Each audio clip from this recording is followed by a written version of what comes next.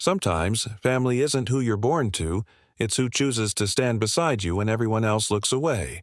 This is her story, and his courage to say, "You're with me now." The wedding of isolation.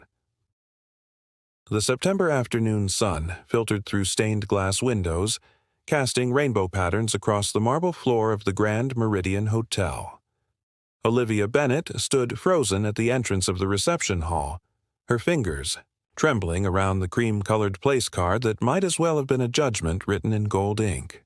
Around her, 300 guests in designer clothing laughed and clinked champagne flutes, their voices creating a symphony of belonging that she would never be part of. "Miss Bennett, your table is this way." The server's voice carried practiced politeness, but his eyes told a different story. He couldn't quite look at her, couldn't quite acknowledge the young woman in the plain beige dress that Catherine Montgomery had selected specifically because it wouldn't draw attention. The server gestured toward the far corner of the ballroom, past the elaborate ice sculptures and towering floral arrangements, past the tables draped in ivory silk where Victoria's Yale friends sat in clusters of wealth and privilege. Olivia's assigned seat waited like a punishment. A single folding chair at a card table covered with a paper tablecloth, tucked behind a dying palm tree as if she were something shameful that needed hiding. The contrast couldn't have been more deliberate. Every other table seated 8 guests, in cushioned chairs with embroidered backs. Her table seated 1. She began the long walk across the reception hall, her prosthetic shoe clicking against polished marble with each step. The sound seemed impossibly loud in her own ears, though the jazz quartet in the corner likely drowned it out for everyone else. Still, she felt the weight of 300 gazes that pretended not to see her, 300 people who had agreed to this casual cruelty through their silence. Can you believe they actually let her come? A woman's voice carried from a nearby table, not bothering with discretion, after everything the Montgomerys have done for that girl. Richard's PR team earned their money with that adoption, her companion replied with a knowing laugh. Taking in a disabled orphan right after laying off half his workforce? Brilliant. Damage control. Olivia's right hand, her only hand, clenched at her side. 10 years. 10 years of these whispers, these casual dismissals of her humanity. 10 years of being introduced as the girl we took in at country club dinners while Victoria was simply our daughter. 10 years of eating dinner in the kitchen while the family dined in the formal room. 10 years of 8 o'clock curfews while Victoria stumbled home at dawn without consequence. She reached her table and sat down carefully, her back straight despite the urge to collapse. The chair wobbled slightly. Even the furniture assigned to her was second-rate. Across the ballroom, Daniel Crawford loosened his tie and pushed away his untouched champagne. He had been watching the young woman's humiliating march for the past 3 minutes, his jaw tightening with each step she took. Around him, his colleagues from Hamilton and Associates chatted about tax code updates and vacation plans, oblivious to the quiet cruelty unfolding 30 feet away. The salmon or the fillet? Daniel? Jennifer from payroll asked, consulting her menu. Daniel didn't answer. He was studying the girl in the corner, noting the way her shoulders shook once before she forced them still. Noting the careful way she placed her single hand on the wobbling table to steady it. Noting that she was perhaps 22 years old, and had clearly been relegated to social exile at her own sister's wedding. That's the Montgomerys' adopted daughter, Marcus, his table mate, supplied when he noticed Daniel's attention. Tragic story. Parents died when she was 12, lost her arm in the accident. Richard and Catherine took her in, raised her as their own. As their own? Daniel's voice carried an edge. Then why is she eating alone behind a dying plant? The table fell silent. Jennifer cleared her throat uncomfortably. Well, you know how it is. Family dynamics can be complicated. Daniel stood abruptly, his chair scraping against marble. Where are you going? Marcus asked. They're about to serve dinner. There's something I need to do. He had made a promise to his daughter that morning. 7-year-old Sophie, with her Mother's intuitive heart had looked up at him while he straightened his tie and said, "Daddy, try to make a friend today. You're always alone now that Mommy's gone. It makes me sad." Patricia had been dead for 3 years, taken by a brain aneurysm that gave no warning and left no chance for goodbye. Since then, Daniel had moved through life in a fog, going through motions for Sophie's sake but never quite feeling present. But Patricia had possessed a fierce sense of justice. She would have been halfway across this ballroom already, righteous fury blazing in her green eyes. Daniel walked deliberately, each step carrying him further from safety and closer to a choice. That would change everything. Guests began to notice, conversations faltering as people tracked his movement. A man in a moderately priced suit walking toward the girl everyone had agreed to ignore. He reached her table and cleared his throat, gently. "Excuse me." Olivia didn't look up. She had learned not to expect kindness from well-dressed strangers at fancy parties. Experience had taught her that hope was more painful than resignation. "I'm Daniel Crawford," he continued, his voice deliberately soft. "I work with Matthew at Hamilton and Associates. I couldn't help but notice you're sitting alone, and I was wondering if you might do me a tremendous favor." The unexpected gentleness in his tone made her raise her eyes. She found herself looking at a man perhaps 15 years her senior, with kind brown eyes and the sort of face that looked like it smiled often, though sadness had worn grooves beside his mouth.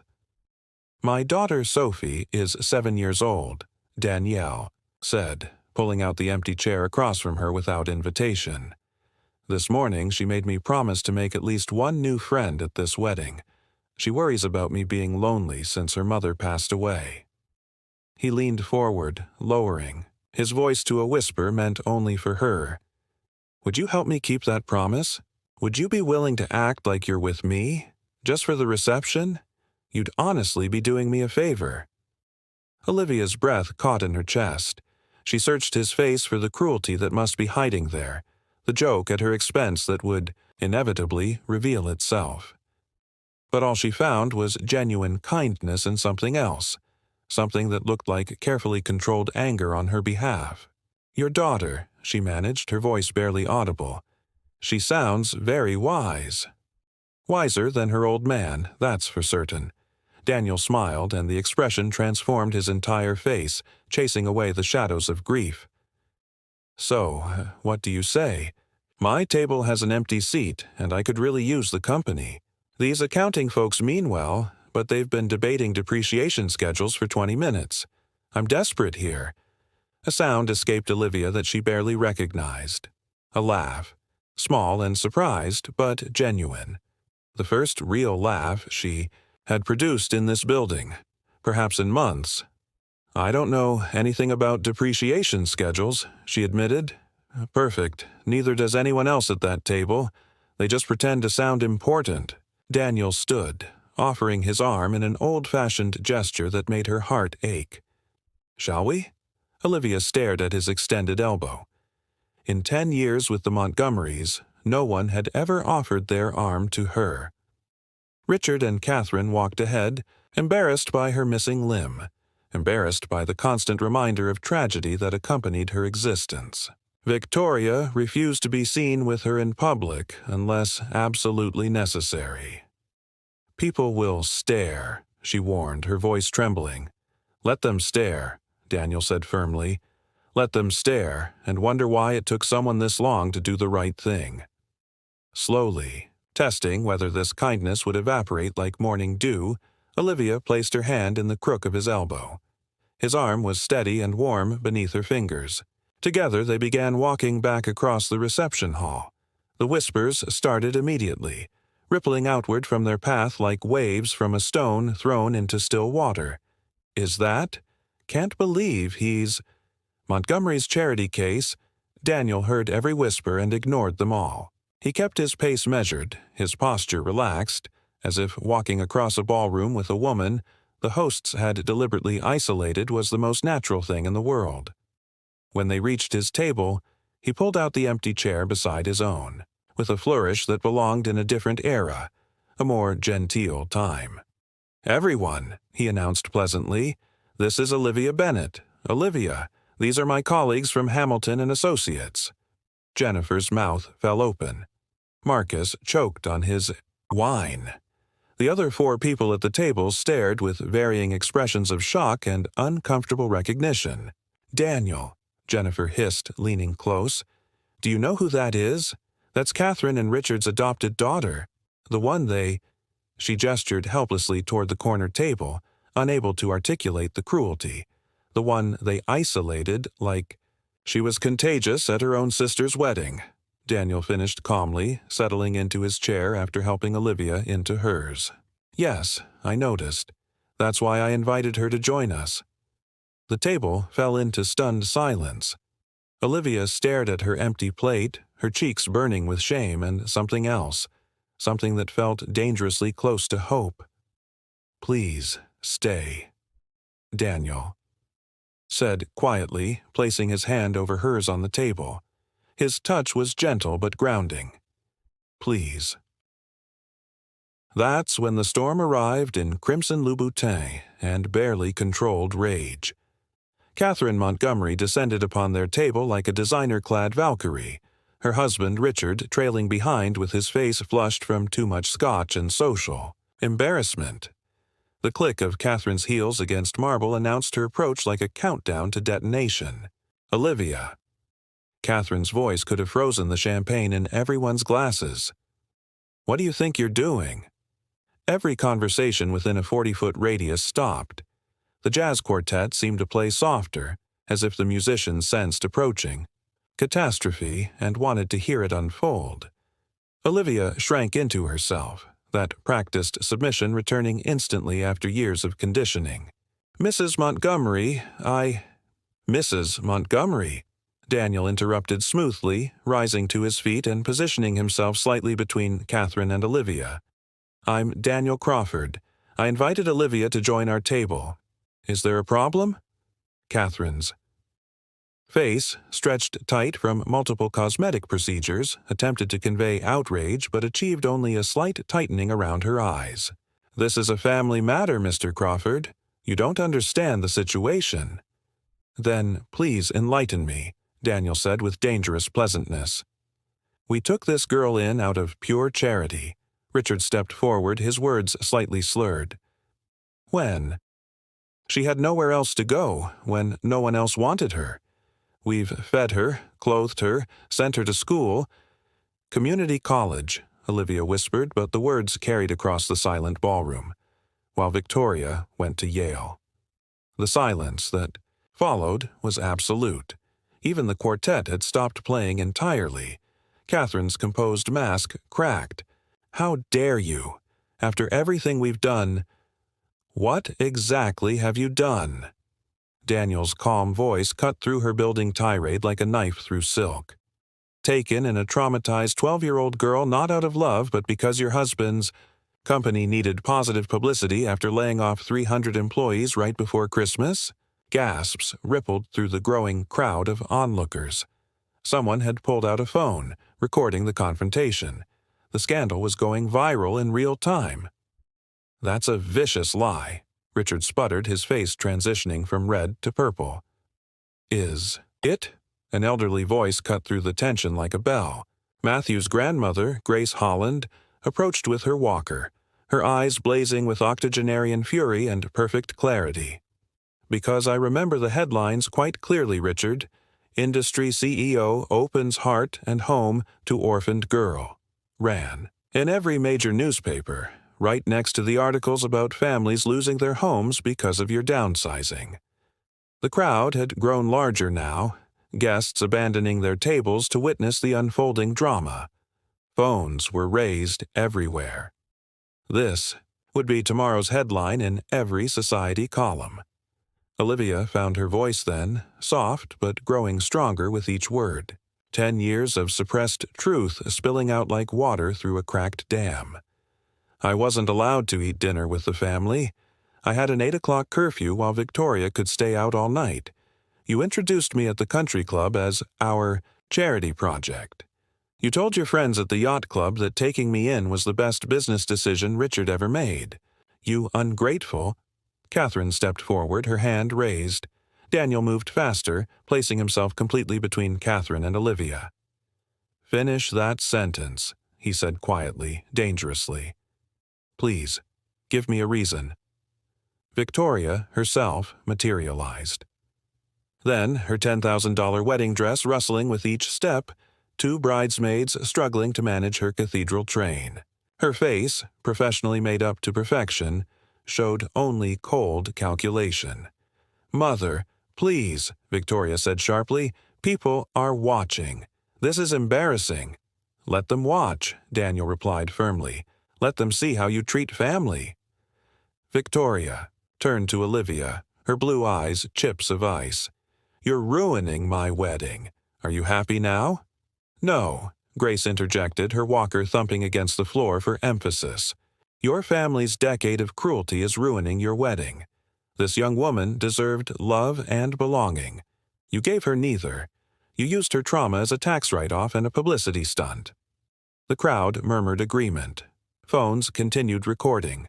Richard and Catherine's carefully constructed social image was crumbling like a sandcastle at high tide.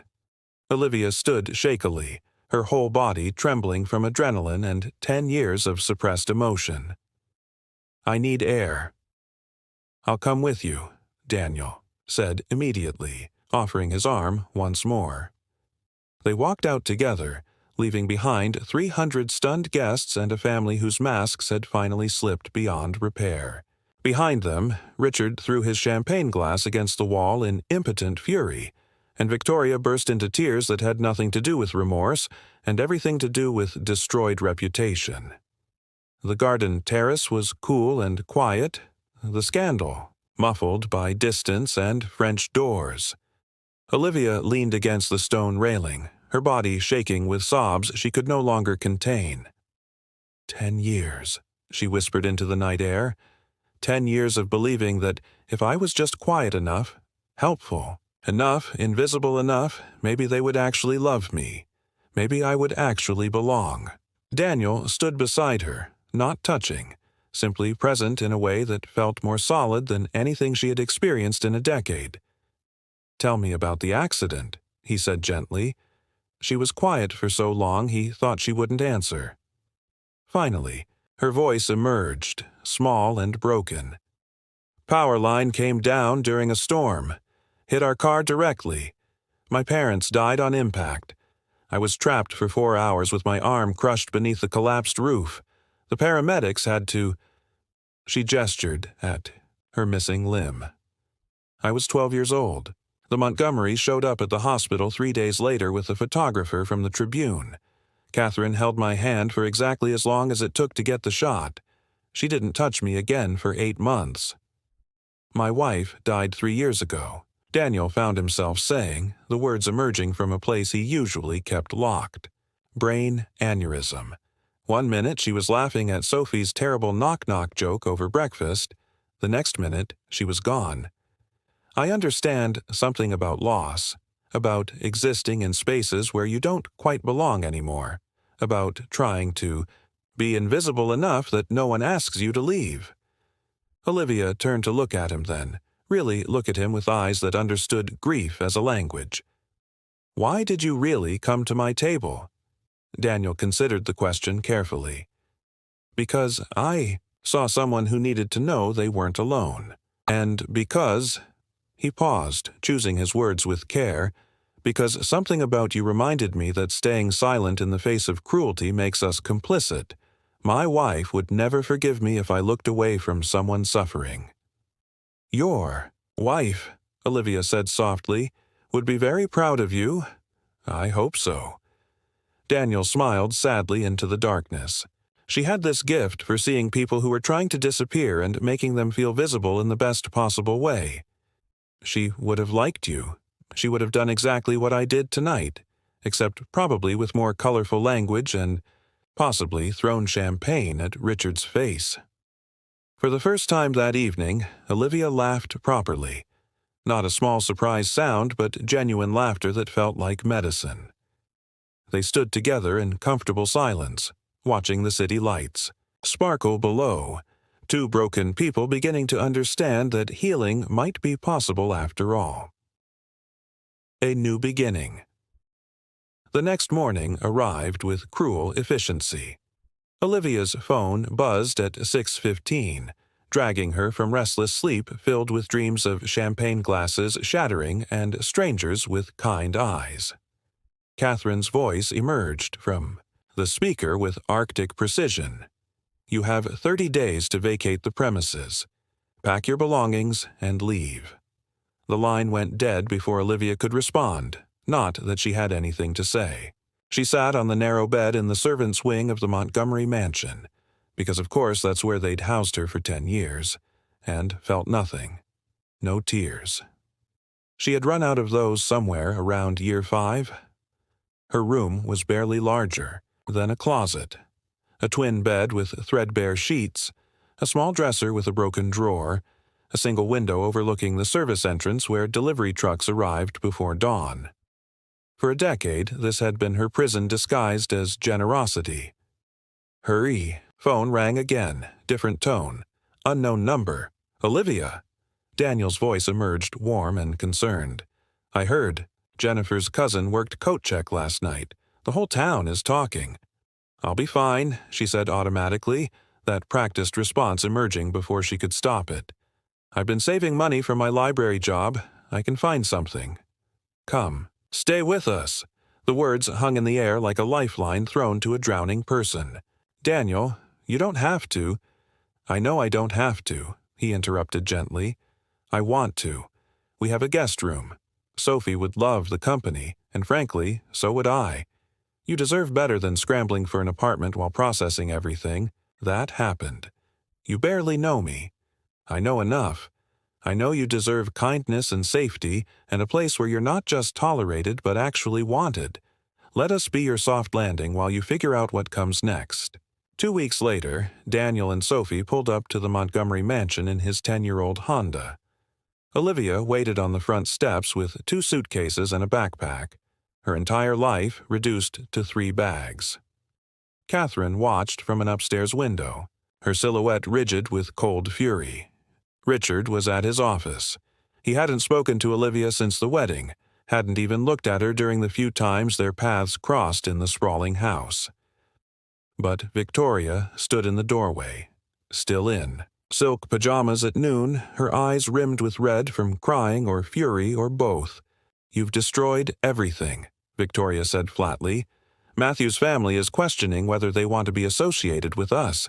His grandmother told the Tribune that we're emotionally abusive. People are calling us monsters on social media." "No," Daniel said calmly, lifting Olivia's suitcases into his trunk. "Your actions made you monsters. Olivia just stopped letting you hide it behind expensive PR and charitable donations." Sophie, who had been uncharacteristically quiet, suddenly spoke up from her booster seat. "Why were you so mean to Miss Olivia?" Victoria stared at the child, clearly unaccustomed to being questioned by a 7-year-old. "You wouldn't understand. Adult relationships are complicated." "I'm 7, not stupid," Sophie said matter-of-factly. "My daddy says family means choosing to love someone every single day, even when it's hard. You just chose to be mean instead. That's not complicated. That's just wrong. Out of the mouths of children, truth emerges unfiltered and devastating." Victoria had no response. She simply turned and walked back into the house, closing the door with a firm click that sounded like an ending. The drive to Daniel's house was quiet at first, the weight of transition hanging heavy in the car. Then Sophie broke the silence, with characteristic directness. "Miss Olivia, why didn't you have a mom and dad?" "Sophie," Daniel started, but Olivia shook her head gently. "They died when I was 12, she said softly, turning in her seat to look at the little girl. "In a car accident during a storm." Sophie's face grew thoughtful. "My mommy died, too. I was 4, so I don't remember her much, but Daddy shows me pictures and tells me stories." She reached forward to pat Olivia's shoulder with a hand, sticky, from the granola bar she'd been eating. "Daddy says that people who love us never really leave. They just love us from farther away, like from heaven or the stars or wherever they are now. Daniel met Olivia's eyes in the rearview mirror. She was crying silently, but for the first time in a decade, these weren't tears of pain or loneliness. They were tears of recognition, of finally finding people who understood loss as a shared language rather than a defect to be hidden. The Crawford house was modest. A 2-story colonial with weathered blue siding, a wraparound porch that needed fresh paint, and a yard filled with dandelions that Daniel clearly didn't have time to properly maintain. But when Olivia walked through the front door, she saw something the Montgomery mansion with all its marble and crystal chandeliers had never contained. Warmth, life, belonging. Children's artwork covered every surface of the refrigerator, held in place by mismatched magnets. Photographs lined the mantel above the fireplace. Daniel and Patricia on their wedding day, both so young and full of hope. Sophie's first steps captured in a blurry but treasured shot. Family vacations to modest beaches where everyone wore genuine smiles instead of designer clothes. "Your room is upstairs," Daniel said, carrying her suitcases toward the staircase. "Second door on the left. It's not much, but—" "It's perfect," Olivia interrupted, her voice thick with emotion. "It's absolutely perfect." The guest room was small but welcoming. A double bed with a handmade quilt in cheerful yellows and blues. A desk by the window that overlooked a garden where tomato plants grew wild and unpruned. Curtains that someone had clearly sewn by hand, the stitches slightly uneven but filled with care. "This was going to be the nursery," Daniel said quietly from the doorway, "before Patricia got sick. We were talking about giving Sophie a little brother or sister." He cleared his throat. "Anyway, it's yours now, for as long as you need it." That. First evening, Olivia joined them for dinner. Spaghetti with jarred sauce because Daniel had forgotten to take the homemade sauce out of the freezer. Frozen garlic bread that was slightly burned. A simple salad with bottled dressing. Sophie chattered endlessly about school and her best friend Emma, who had 2 guinea pigs named Peanut Butter and Jelly. She got sauce on everything, her face, her shirt, the tablecloth, and Daniel just laughed, and handed her more napkins instead of reprimanding her for being messy.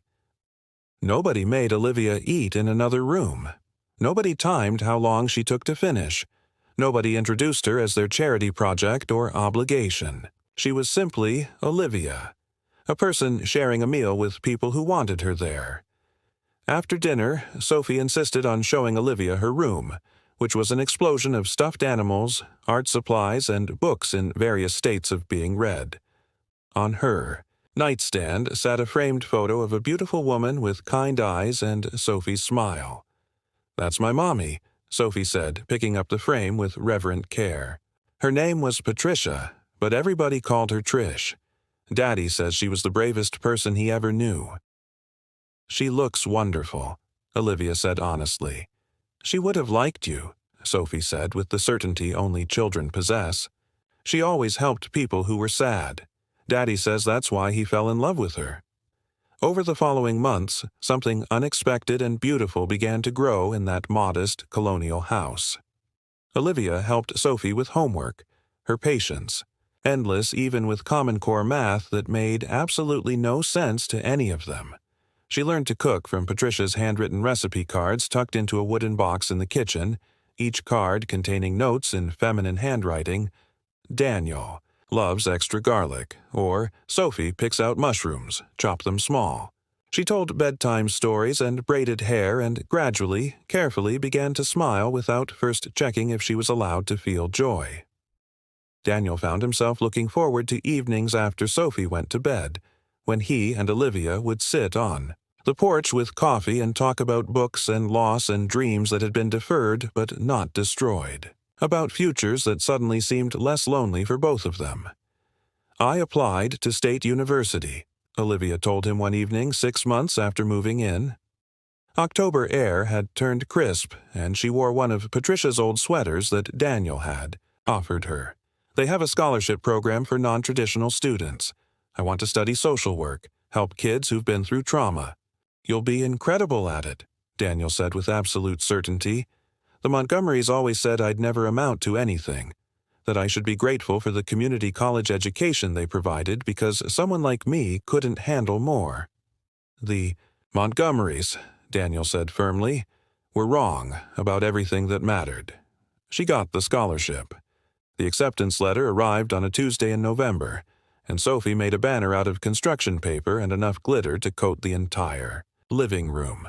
"Congratulations, Aunt Olivia," it proclaimed in crooked letters, hung across the living room with tape that would definitely damage the paint. They celebrated with pizza and root beer floats, and if Olivia cried into her ice cream, nobody mentioned it. Sophie just squeezed her hand and said, "Happy tears are okay, Aunt Olivia. Daddy has them sometimes, too." That night, after Sophie was asleep, Daniel found Olivia on the porch, the acceptance letter still clutched in her hand like proof that good things could actually happen. Daniel sat beside her, close enough that their shoulders touched. "You don't need to thank us. You've given us just as much. Sophie adores you. She hasn't been this happy since—" He paused, his voice catching. "Since before Patricia died. And He stopped, realizing the truth he'd been avoiding for months. "I hadn't realized how lonely I was until you showed me I wasn't anymore." Their eyes met in the porch light. Olivia reached for his hand with her only arm, and Daniel took it gently, like something precious and fragile. "Patricia would have wanted this," Robert said softly. "She would have wanted us to find happiness again, to build something new without forgetting what we lost." "Are you happy?" Olivia asked, barely breathing. "Happier than I've been in 3 years." "I love you," she whispered, the words escaping like birds that had been caged too long. "I'm sorry if that's too fast or inappropriate." Or, "I love you too," Daniel interrupted, bringing her hand to his lips. "I think I have for months. I was just too scared to say it, too worried it was too soon or that I was taking advantage." She kissed him then, cutting off his spiral of anxiety with her lips against his. It was gentle and tentative and tasted like root beer and new beginnings. They were married 14 months later in the backyard of that same colonial house. Sophie served as flower girl, maid of honor, and ring bearer simultaneously, throwing rose petals with enthusiastic abandon and only dropping the rings twice, once into the punch bowl, which became a family story told at every holiday thereafter. Jennifer, from Hamilton and Associates, officiated, having gotten ordained online specifically for the occasion. Grace Holland sat in the front row, beaming like she'd personally orchestrated the entire romance. Perhaps she had, in her way.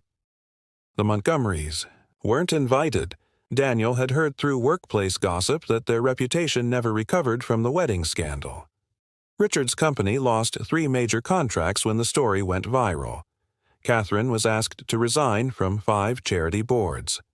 Victoria's marriage to Matthew lasted exactly 9 months before he filed for divorce, citing her affair with her personal trainer and her family's moral bankruptcy. But, standing in his backyard watching Olivia walk down the aisle in a simple ivory dress with wildflowers in her hair, Daniel didn't think about the Montgomerys at all. He thought about Patricia, who would have loved this woman who'd learned to love their daughter like her own. He thought about Sophie, radiant with joy at finally having a mother again. He thought about second chances and chosen families and the way love could grow in the most unexpected places. "Do you, Daniel, take Olivia to be your lawfully wedded wife?" Jennifer asked, tears streaming down her face. "I do. Do you, Olivia, take Daniel to be your lawfully wedded husband?" "I do. Then by the power vested in me by the Internet and the state of Colorado, I now pronounce you husband and wife." They kissed as Sophie pelted them with entire handfuls of petals, and the 60 guests cheered. The photos were chaotic and imperfect and absolutely beautiful. 10 years later, Sophie stood at her high school graduation as valedictorian, looking out at the crowd until she found her parents sitting together, hands intertwined. "When I was 7, she began, her voice clear and strong, my dad went to a wedding and came home with the woman who would become my mother. He taught me that real love isn't about taking someone in for appearances. It's about saying, act like you're with me, and meaning you are with me forever. It's about choosing to stand beside someone when the world tries to make them stand alone." She paused, her voice growing stronger. "My mom survived an accident that took her birth parents and her arm. She survived a decade with people who saw her as a publicity stunt instead of a person. But she never let that break her kindness or her determination. She became a social worker and has helped hundreds of kids find real homes, not just addresses. She taught me that families aren't built from obligation or blood. They're built from choice, the choice to love every single day." Robert and Olivia sat in the audience with their 2 other children, one adopted through the foster system, one biological, sitting beside them. Sometimes Daniel still thought about that September wedding 14 years ago when he'd stood up from his assigned seat and walked across a room full of people who thought staying silent was easier than speaking up. One choice. 6 words. Act like you're with me, please. Those 6 words had built a family, saved 2 people from loneliness, given 3 children a loving home, and proved that love wasn't about grand gestures or perfect bloodlines or charitable tax deductions. Love was about showing up. Love was about saying, "You belong here," and meaning it with every fiber of your being. Love was about choosing each other over and over, especially when the world tried to convince you that you weren't worth choosing. The Montgomerys had given Olivia shelter, but never a home. They'd given her food, but never a place at the table. They'd given her an address, but never belonging. They'd used her trauma as a press release and her existence as a write-off. Daniel had given her 6 words and changed everything. And in return, she'd given him everything too. A second chance at love. A mother for his daughter. A family that grew not from obligation or convenience, but from the radical act of choosing to care when it would have been easier to look away. After the graduation ceremony, as families gathered on the lawn for photos, Grace Holland approached them with her walker. She was 93 now, moving slower but still sharp as ever. "I wanted to tell you something," Grace said to Olivia, taking her hand. "That night at the wedding, I saw what Daniel did. I saw him stand up and walk across that room, and I thought, that's what courage looks like. That's what love looks like. You 2 proved that the best families aren't born. They're built, brick by brick, choice by choice." "Thank you," Olivia said, tears streaming down her face. "Thank you for standing up for me that night, too. Darling, it was the easiest thing I've ever done.